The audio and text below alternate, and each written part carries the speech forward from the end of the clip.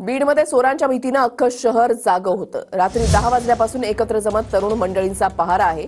Police प्रशासन दखल घेत नसल्याचा ग्रामस्थांचा आरोप आहे। अजित पवार गटाच्या योगेश क्षीरसागर यांनी तरुणांची व्यवस्था जाणून घेतली आहे। आढावा घेतलेला आहे आमच्या प्रतिनिधींनी, पाहूया।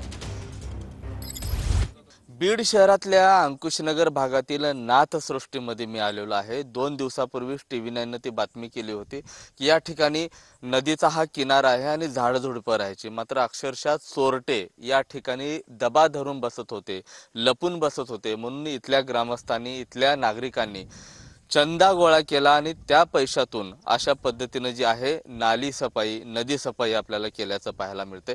तरी देखील चोरांची जी धास्ती आहे कायम यांच्या मनात आहे। हा जर परिसर पाहिला तो भयान परिसर दिसतोय। हे काट्या लाट्या हातामध्ये आहेत। जाणून घेण्याचा प्रयत्न करतोय, काठी कशामुळे धरताय हातात, काठी कशामुळे धरताय हातात? स्वसंरक्षणासाठी जर कोणी हल्ला केला तर कमीत कमी एवढं तरी आपल्या जवळ असावं म्हणून। कोण हल्ला करते तुमच्यावर? चोर फार धुमाकूळ घातलेला आहे इकडं चोरांनी। झोप नाहीत, रात्रभर झोप नाहीत आम्हाला। सगळे जागे आहेत आम्ही, पोरांसहित जागे आहेत, लहान लहान पोरं सुद्धा जागे आहेत।